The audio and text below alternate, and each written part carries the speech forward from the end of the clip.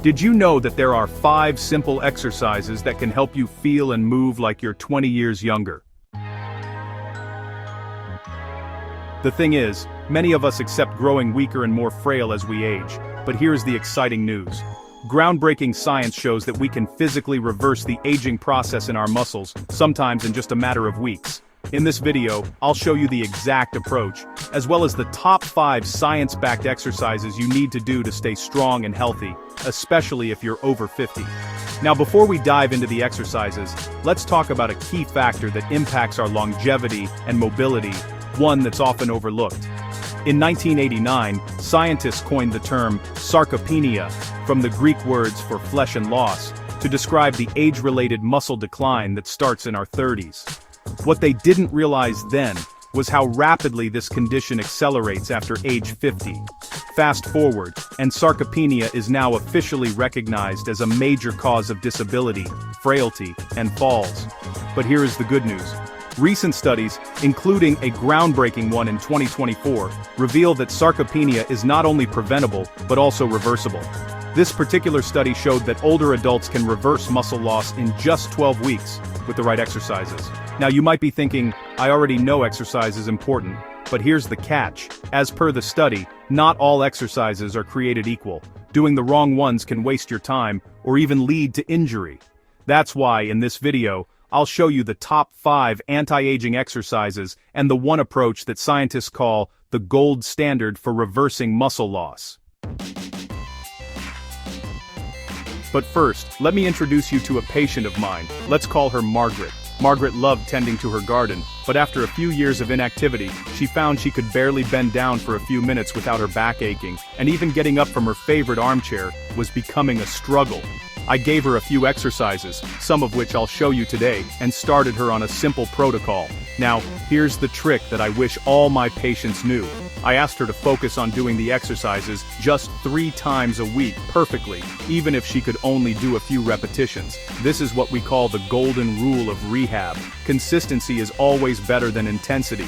In 2 months, Margaret was back to gardening for an hour, pain-free, and felt stronger than she had in years. The key takeaway here is that progress doesn't have to be fast, it just needs to be steady. This approach, called progressive strength training, is what scientists now call the gold standard for fighting muscle loss and reversing aging.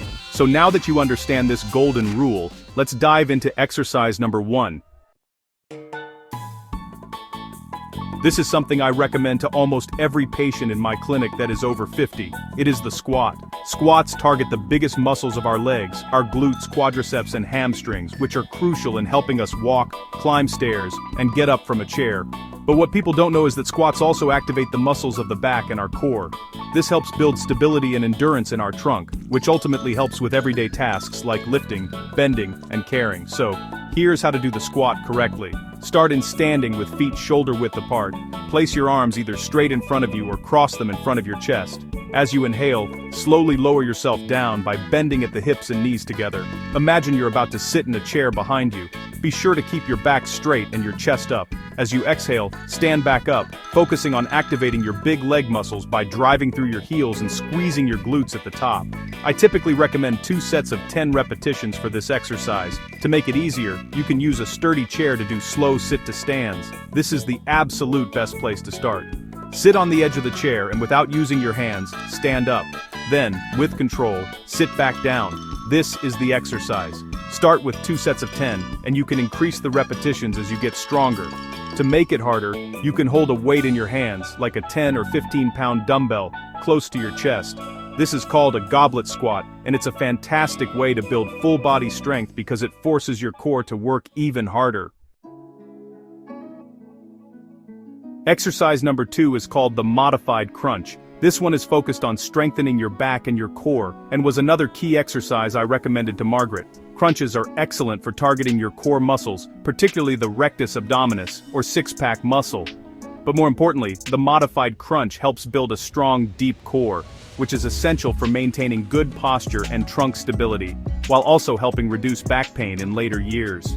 So here's how to perform the modified crunch, a version most people can do. Lie on your back with your knees bent and feet flat on the floor or on your bed. Place your hands on your thighs. From here, engage your abdominal muscles by pulling your belly button down toward the ground. Imagine the muscles of the core getting slightly tighter. From here, inhale deeply, and as you exhale, lift your head and shoulder blades off the ground, sliding your hands toward your knees. Focus on using your abdominal muscles to curl up rather than pulling with your neck. Only go as high as you can. Hold for a moment at the top, then slowly lower back down as you inhale.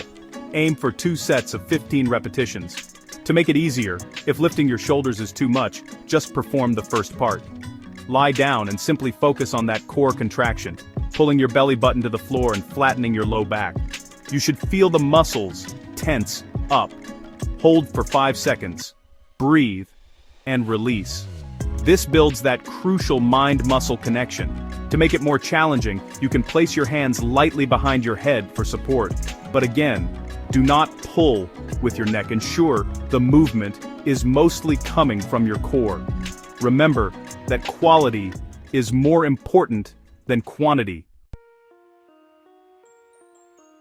Now that we've worked on strengthening your core, let's move on to an exercise that will challenge your lower body strength, balance, and flexibility all at once. Exercise number 3 is called the Reverse Lunge. Lunges, like squats, are a key exercise for building stronger legs and glutes. But I prefer the reverse lunge because it puts less stress on the knee joint. It also engages your back and abdominal muscles, helping to relieve stress on your spine. Research shows that regular lunges not only boost your knee and hip joint health but also increase bone density, reducing the risk of osteoporosis. So start by placing your feet shoulder-width apart and holding onto a chair or countertop for support. While keeping your back straight, take a wider than normal step backward with one foot. Your front leg should form a right angle, and your back knee should hover just above the floor. Imagine a straight line running from your back to your neck, moving down as one unit. Push off your back foot to return to the start. Remember to breathe throughout the movement. Return to the starting position and repeat on the other side, aiming for one set of 10 repetitions on each side. To make it easier, if you have knee or hip pain, start with mini lunges, lowering yourself only about a quarter of the way down. The support from the chair is key here, so don't be afraid to use it. To make it more challenging, if you have extra mobility and strength, you can try letting go of the support and eventually holding a 10-pound dumbbell in each hand for added difficulty. Again, aim for one set of 10 repetitions on each side, increasing the number and the depth of your lunge gradually as you build strength. Now that we've strengthened our legs and core, it's time to tackle the key muscles of our upper body. Exercise number 4 is a modified push-up. Now, push-ups are a powerful exercise for building strength in your chest, shoulders, and triceps, but they also engage your core, helping to improve your ability to lift, carry, push, and pull. This was a key exercise for another patient of mine, Adrian, who was able to build the strength to lift and play with his granddaughter again. So, here's how to perform a push-up, starting with a modified version that's easier for beginners. Place your hands slightly wider than shoulder width apart on the floor, with your knees on the ground. Keep your body in a straight line, from your head all the way down to your knees. Now, lower yourself towards the floor by bending your elbows, keeping your body in that straight line. Aim to go down until your chest is just above the floor. There's no need to touch it. Then, slowly push yourself back up to the starting position in a smooth, controlled motion. Aim for 2 sets of 10 repetitions, to make it easier. For those with shoulder problems or reduced upper body mobility, try this easier version against the wall. Stand facing a wall, place your hands on the wall, and bend your elbows to lean in. Then push yourself back. This is a gentle way to build strength without too much strain. To make it more challenging, you can always challenge yourself with a full push-up from your toes. Just keep your body in a straight line from your head to your heels, keeping that core tight. Now there's still one more exercise that is crucial for maintaining your mobility and independence. Time for the final exercise. The final exercise, number 5, is the glute bridge, and in my experience, it's one of the most powerful indicators of overall mobility and strength well into your 70s, 80s, and beyond. If you're able to perform 10 to 20 repetitions of this, it means you have the strength needed for essential daily activities, like getting out of bed, standing up from a chair, walking, and climbing stairs. So here's how to perform the glute bridge. Lie on your back with your knees bent and feet flat on the floor or bed, about hip width apart. Place your arms at your sides. From here, engage your core by bringing your belly button down. As you inhale, press through your heels and lift your hips off the floor, squeezing your glutes at the top. Your body doesn't have to form a perfect straight line. Just go as far as you comfortably can. Hold this for a moment, then exhale as you slowly lower your hips back down. Let's aim for 2 sets of 10 repetitions. To make it easier, start by focusing on just squeezing and holding your glute muscles while keeping your hips close to the ground. As you build strength, you can gradually lift your hips just 1 or 2 inches off the floor. To make it more challenging, try the single leg variation. Lifting one leg off the floor while you perform the bridge adds way more intensity and really engages your stabilizer muscles. So there you have it, 5 simple, yet profoundly effective science-backed exercises to turn back the clock. We have the squat, the modified crunch, the reverse lunge, the push-up, and the glute bridge. Remember the golden rule: consistent practice and gradual progression are far more important than intensity. Think marathon, not a sprint. The body you have today is a result of the signals you've been sending it, but starting today, you can send it new signals. Signals of strength, of resilience, of vitality. It is never, ever too late to start. Pick 1 or 2 of these exercises, start with the easier versions, and just begin. So now that you know how to boost your muscle mass and get stronger, here's something even more exciting. Did you know that there's a simple trick that can help you walk like you're 20 years younger?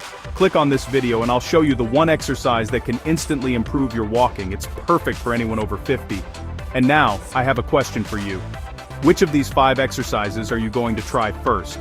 Let me know in the comments section below. I love reading about your journey. Take care, stay strong, and I'll see you there.